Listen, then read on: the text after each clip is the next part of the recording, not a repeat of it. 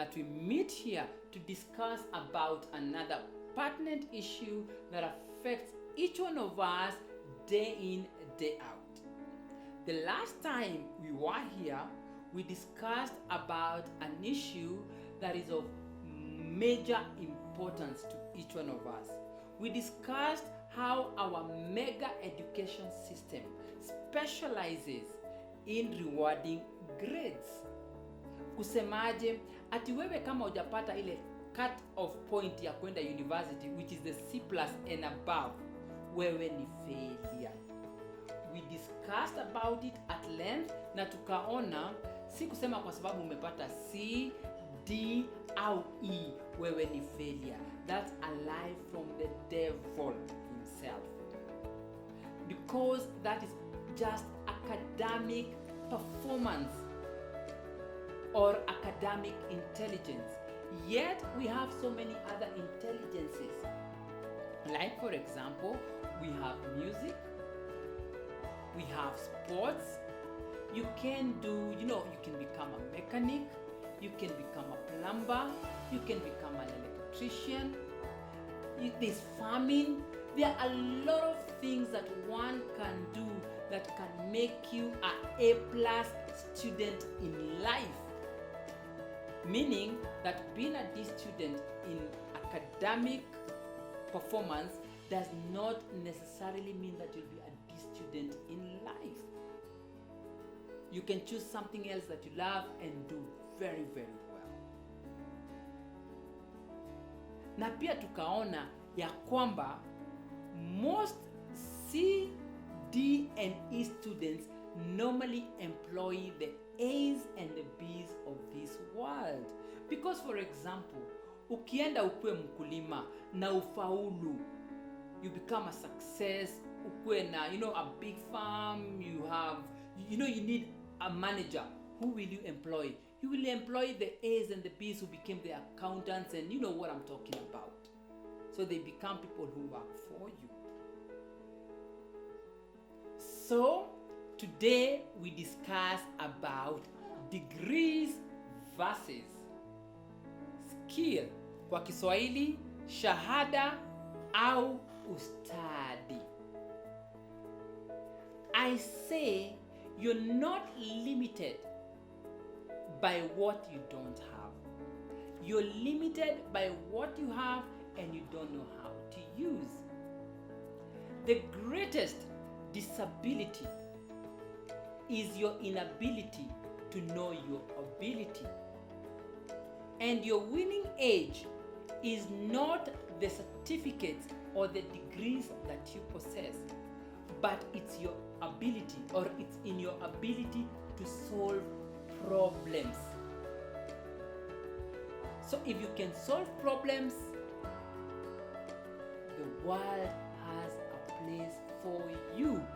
And this is where something like skill comes in. I want to give you a story about a watchman who made $1 million just like that because of his ability to solve problems. He was a miserable watchman, but his ability to solve problems turned him into an instant millionaire. This watchman was working in a big car manufacturing company. It was one of those prestigious car manufacturing companies that manufacture customized cars that only exist in small numbers for those people who matter. One day, a certain tycoon, tajiri, yani mtu songo wako na do kama nonsense, mtu yani wale watutumia pesa mpaka zinawazoea, wanted a new car and went to this company. And so he had a meeting with the engineers of the company, who of course possessed degrees and PhDs. And they discussed about the kind of car that you want to have, and they agreed and even agreed on the day that he would come and view the car. Watchman kazi yake ilikuwa kukaa pale kwa gate, kufungulia gari na kufungulia watu. So wale maengineer wakatengeleza ile gari ya kifahari, a very beautiful car out of this world. And the day came when this tycoon was supposed to come and view his car, and as agreed, he came, and it was time for the car to be removed from the workshop, which was adjacent to the showroom, so that he can see the car. Sasa kwa hivyo akakuwa amesimama pale kwa showroom ndio gari itoke pale kwa workshop. Lakini ile gari ikienda kutoka pale kwa workshop, ile rufu yake ikaguza mlango pale juu. Kwa hivyo ile gari haingetoka na ingerudi nyuma. So this became an instant headache to the engineers, who, like I said, were very learned. Sasa wakashindwa tutafanyaje jameni? Remember, the client, the tycoon, is watching all these events as they unfolded. Na pia ule watchman akiwa pale kwa gate au kwa mlango ya showroom alikuwa pia yeye anaona what was happening. So the engineers gathered around, they started, thinking of ways of how they can, sort or solve that problem, which seemed so huge, huger than life. And the biggest problem with a lot of these learned people and these people who hold degrees and blah blah, they are very good at, looking for very complicated solutions for very simple problems. In other words, they're very good at creating mountains out of moleholes, or inaitwa moleholes. Sasa wakaanza kufikiria vile watafanya, mpaka wanakuja na makaratasi na mabairo, wanafanya my formula, my equation, na vile zinaweza fanyika. They called each other. Meanwhile, the customer, the tycoon, is still watching, and he started getting very impatient, na hata akaanza kuthrow tantrums. The more tantrums he threw, the more stressed the engineers and the managers and everybody who had gathered around that car got. At one point, the watchman who had been watching this akafikiria akona solution ya hiyo shida. Sasa akaenda pale kama amenyenyekea. For the sake of the story, let's call him Mutua. Mutua akaenda pale kama amenyenyekea, akainua mkono. The problem of classroom habits zinafundishanga watu hata ukienda kwa dosi ndaka kuinua mkono. Excuse me boss, nafikiria niko na idea. Even before he could talk further, the chief engineer shouted at him, akamwambia, get the hell out of here. Can't you see we are trying to sort, big problems? Hapa kuna shida na najaribu kuna nini, whatever you have, we will listen to it later. No, and he continued, ule watchman Mutua akasema, hapana boss, nafikiria niko na idea ya vile ingali inaweza toka hapo. Afadhali angesema hivyo. Now the chief engineer got really mad and shouted at him, akamwambia, if you think or if you thought that you are smart enough to give us ideas of this problem that we are having right now, you would be in the workshop making cars like us. Wewe unatakiwa kuwa pale kwa gate. Kwa hivyo rudi kwa gate. Wacha sisi tufikirie maneno yetu. At that moment, the tycoon who was, throwing tantrums, didn't like the way the watchman was treated. So he kind of cooled down as the watchman and the watchman engaged the chief engineer. Ule chief engineer akamwambia, ni ule watchman akasema, sawa tu boss, lakini mimi nilikuwa nataka kukuambia hiyo ngali kama mungetoa pumzi kidogo kwa kila tile, hiyo ngali naona ingepita hapo. So he said that as he walked away.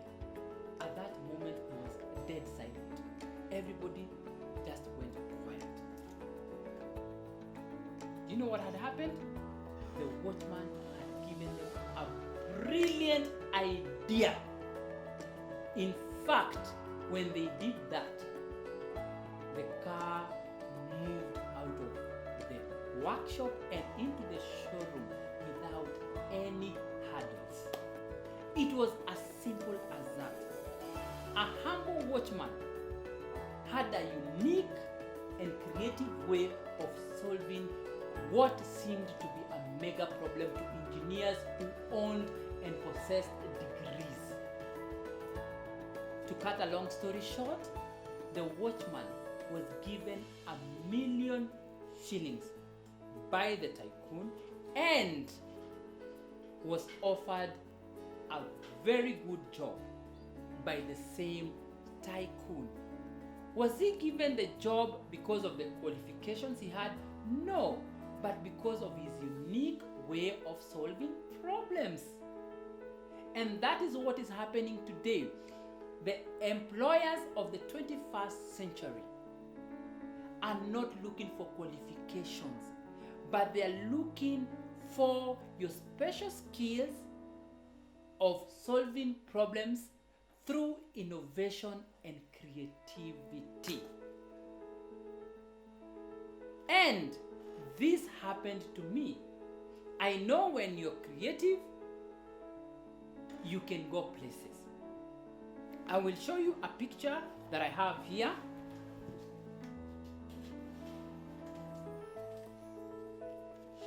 This is a historical picture of me rubbing shoulders with the top cream of this country. Not because I'm a politician, but because of my special skill in the art of solving problems. As you can see, from the right we have Lupita's father, the governor of Kisumu County, Honorable Anyang' Nyong'o. Next to him is Honorable Musalia Mudavadi, a former vice president, just like Honorable Kalonzo Musyoka, who is standing next to him. Then we have our current and fourth president of this republic, His Excellence Honorable Uhuru Muigai Kenyatta. Next to him is former Prime Minister, Right Honorable Raila Amolo Odinga.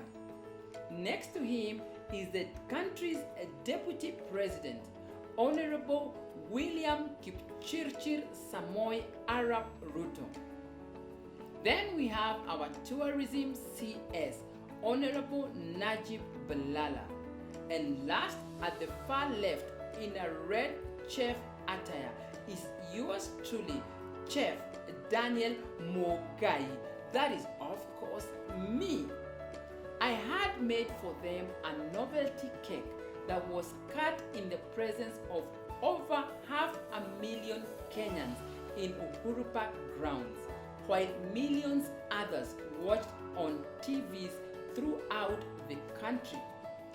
Surely, as the Bible clearly states in Proverbs 18:16, a man's gift makes room for him and brings him before great men. I was able to share the same platform with the top cream of this nation because of a skill that I possessed, doing unique cakes. And not only that, because of again the skills that I have managed to possess over the years, I was also able to cater for the first ever historic presidential debate at Brook House School. This is a picture to just prove that is me in the middle with my students. We were able to do that catering. We catered for the who is who in this nation. Remember, I don't have any certificates for what I do today. Trust me, I don't have. But I have been able to have a lot of skills that have taken me places. And ever since then, my students have catered or have participated in almost every state function that we have in this country. And not only that, I was also able to be selected among the 10 most celebrated chefs in Kenya. Certificates are a proof that you went to school. But your proof of your education is your ability to solve problems through innovation and creativity. I say there are so many degrees. There are more than the jobs available in the market. And that's why in my college, which is Emma Daniel Arts Training Institute, we train our students how to think. Most graduates are poor because they don't think and see beyond their certificates. Yet, the skills required for you to succeed in this life are beyond your certificates. Na ndio maana mimi kwa shule yetu Emma Daniel Arts Training Institute, EDAT, mwanafunzi mpya akikuja, kuna swali na waulizanga kila mwanafunzi, na swali ni hii: kabla ukuje hapa, kuna mtu mmemwacha mmewambiana huko akuwekee kazi huko nje? Is there any employer who has promised you a job out there? And the answer I normally get is no, hakuna. So I tell them, the skills I will give you here will be your livelihood. Kwa hivyo ile skill ndakupea hapa, hiyo ndiyo kazi yako. Meaning, nikikufunza kutengeleza sambusa, nisikutane na wewe huko nje after 3 years unakula muguka, kuchana muguka pale base. Nikikuuliza kwa nini uko hapo, unaniambia hapana, sini majob zimekosa. No! That skill nilikufunza, enda pale nyumbani kwenyu jioni, tengeleza samosa, uzia majirani. And from one person, you will create a network. And I tell people, your network is your net worth. And that's how I started my business. Mimi nilianza na jiko ya makaa na mchangarawe kupika keki kwa nyumba ya mama yangu. One customer gave me another one. Within no time, I had a big network. And today, I am a proud owner of not only the catering school, but I have a driving school, which is called Emma Daniel Driving School. I also do events. I have tents and chairs, and I fix parties and many other things. Skills needed for you to succeed in this life are not found within the walls of a classroom. In fact, certificates are just proof that you're teachable. But they do not show what you're totally capable of doing. Oh yeah. Don't allow your certificates to put a limit on what you can do. And I will also tell you something. There's something that a lot of people have been undermining, and this is vocational training. Unajua, watoto wengi kutoka wakiwa watoto tunaambiwa na wazazi, soma kabisa, upite mitihani, uende university, upate degree, upate kazi nzuri. This has changed, like I said earlier. Siku hizi kazi za mikono ndio kila kitu. Being an electrician, being a chef, being a mechanic. There's also a difference between skill and talent. Actually, skill is the most important. Talent is just a mere bonus. Unajua kuna watu wengi wanasemanga ati kwa sababu niko na talanta ndafaulu. There are so many people who have talents but are not doing well. But with skills, you can never go wrong. Kwa hivyo, hizi kazi za mkono, skill is very important. Na ndio unaona hata hizi nchi ambazo ziko very developed, they have succeeded because they have invested heavily on the vocational training. That is how countries grow and develop. Think beyond your certificates, and your possibilities are going to be limitless. I'm your host, Chef Daniel Mogai of Emma Daniel Arts Training Institute, ADATI, where we create today's entrepreneurs. Na ikiwa uko hapo na unaona wewe line yako au passion yako ni kukuwa mpishi, you want to become a chef, be it in pastry or whichever area in the field of cooking, we are the right people. Just call us on 0722 448331. Let us train you to be the best chef